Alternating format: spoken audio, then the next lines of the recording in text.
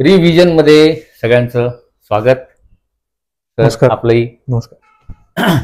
आपण थोडस शिवाजी महाराजांच्या बद्दल लोकांना सामान्यपणे माहीत नसतं अशा काही गोष्टी मला कुतूहल आहे जाणून घ्यायच्या, अर्थात बघणाऱ्यांनाही असेल. एक वैशिष्ट्यपूर्ण असं मला जे वाटतं छत्रपतींनी काही गोष्टी ज्या केल्या त्यातलं ते म्हणजे शक सुरू केला. हो, जी आपली प्राचीन परंपरा आहे. प्राचीन परंपरा आहे. याच्या मागचं काय तुम्हाला त्याचं काय त्याच्याबद्दल सांगता येईल? म्हणजे हे कसं काय त्यांना का डोक्यामध्ये आलं असेल, का केलं असेल? आता आपल्याला माहिती आहे, आपण जो सध्या युगाब्द वापरतो, युगाब्द कसे साधारणपणे इसवी सन पूर्व 3100 वर्षांपूर्वी युगाब्द सुरू झाला. युधिष्ठिराचा राज्याभिषेक शक आहे.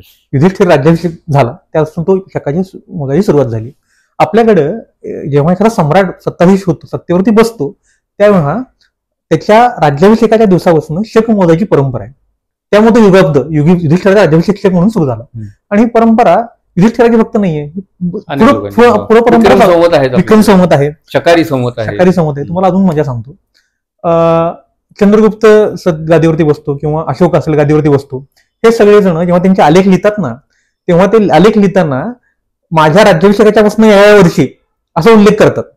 बरं, अशोकाचे जे आलेख आहेत, अशोकाच्या आलेखामध्ये हे उल्लेख आहेत, मी राज्याभिषेकानंतर 12व्या वर्षी मी हे इथे दान दिलं. बरोबर. यानंतर कलिंगराज खारवेल आपल्याला माहिती असेल, त्या खारवेला सगळे आलेख आहेत ना, त्या आलेखांमध्ये मी या राज्याभिषेकानंतर या वर्षी इथे दान केलं की इथे स्वारी केली असे उल्लेख आहेत. आपल्याकडे ही परंपरा आहे, राज्याभिषेकापासून शक मोजायची ही परंपरा आहे. ही परंपरा आपल्याकडे प्राचीन कालखंडापासून सुरू आहे. त्या परंपरेला युधिष्ठिरनं सुरुवात केली, त्यानंतर ती हे चंद्रगुप्त मौर्य असेल किंवा अशोक असेल हे वापरताना दिसतात.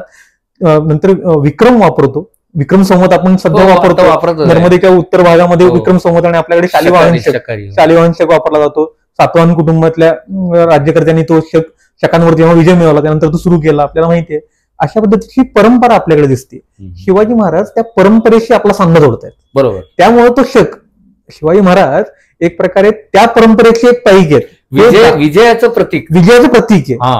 आणि हे सम्राट असं प्रतीक आहे. शिवाजी महाराज कोणावर विजय मिळवला हे काय सांगण्याची गरज नाही. आणि सम्राट असण्याचं प्रतीक आहे. हे नुसतं राज्य नाही, हे साम्राज्य आहे, हे साम्राज्याचं प्रतीक आहे. पण मग ह्याचीच भ्रष्ट नक्कल काही मोंगल सुलतानांनी पण केली होती का? मोगल सुलतान फसली सांगतो. मोगल सुलतानांनी जे शक सुरू केला, म्हणजे अकबरानं फसली शक सुरू केला. अकबरानं फसली शक सुरू केला, आदिपूर्वी हिजरी शक वापरला. राज्याविषयी संबंध नाहीये, एक असाच शक सुरू केला, लहर केला असा प्रकारे. त्याला कुठला बेस नाहीये. शिवाजी महाराजांनी नुसता शक सुरू केलेलं नाहीये. ते पुढचं त्याचं महत्वाचं तुम्ही पुढचं बघितलात ना भाग, शिवाजी महाराजांनी कर्णकौस्तुभ नावाचा ग्रंथ लिहून घेतलाय. आता शिवाजी महाराजांनी ज्योतिषावरचा ग्रंथ लिहून घेतला म्हणजे अनेकांचे टवकारणार आहे. शिवाजी महाराज काय अंधश्रद्धा होते असं बऱ्याच जणांचा समज असेल. त्यातला एक भाग मजेचा असा आहे, ज्योतिष म्हणल्यावरती आपल्याकडे फक्त ते फलज्योतिष हा एक प्रकार आपल्याला दिसतो, कुंडली वगैरे असा दिसतो. ज्योतिष हा भारतीय एकूणच समाजमानाचा एक फार महत्वाचा भाग आहे बरं का. कारण आपली इथली सगळी व्यवस्था आहे ती ग्रामीण अर्थव्यवस्था आहे. ग्रामीण अर्थव्यवस्थेमध्ये ज्योतिष हा एक महत्वाचा भाग याच्याकरता असतो की पर्जन्यमान कसं होणार ते आपल्याकडे आजही ज्योतिषाच्या आधारे काढलं जातं. व्यावहारिक मुद्दा येतो. आणि हे फक्त आजच नाही, हे अनेक शतकांपासून ही परंपरा आपल्याकडे चाललेली आहे. म्हणजे तुम्ही बघितलं अनेक ठिकाणी तर ते मान्सून कधी येणार ते पंचांगावरून गावचे ज्योतिषी सांगतात.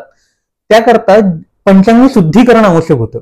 झालं काय होतं, बरेच वर्ष परकीय आक्रमणाचं राज्य असल्यामुळं पंचांग शुद्धीकरण, कारण पंचांगात सुद्धा काही वर्षांनी शुद्धीकरण होणं गरजेचं असतं. शेवटचं जे पंचांग शुद्धीकरण झालं होतं हे चंद्रगुप्त विक्रमादित्य दरबारामध्ये वराह मिहिरानं केलेलं होतं. अरे बापरे, 491 साली.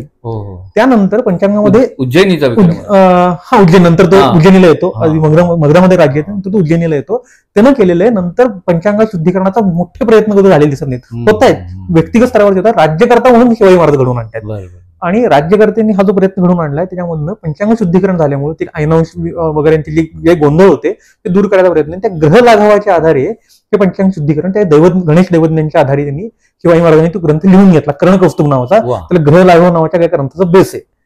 आणि त्याच्या आधारे हे लिहून घेतल्यामुळं फायदा कोणाला आहे सगळ्या पंचांग शुद्धीकरणाचा? सामान्य जनतेला आहे. शेतीचं उत्पन्न वाढणार आहे याच्यामुळं. याच्याकरता हे जे राज्य हे जे काही शक निर्माण करणं किंवा हे पंचांग शुद्धीकरणाचं काम करणं हे या दृष्टीनं महत्वाचं होतं. आणि त्याला परत आधार कुठला घेतायत, प्राचीन हिंदू परंपरांचा. त्या दृष्टीतनं हे महत्वाचं होतं.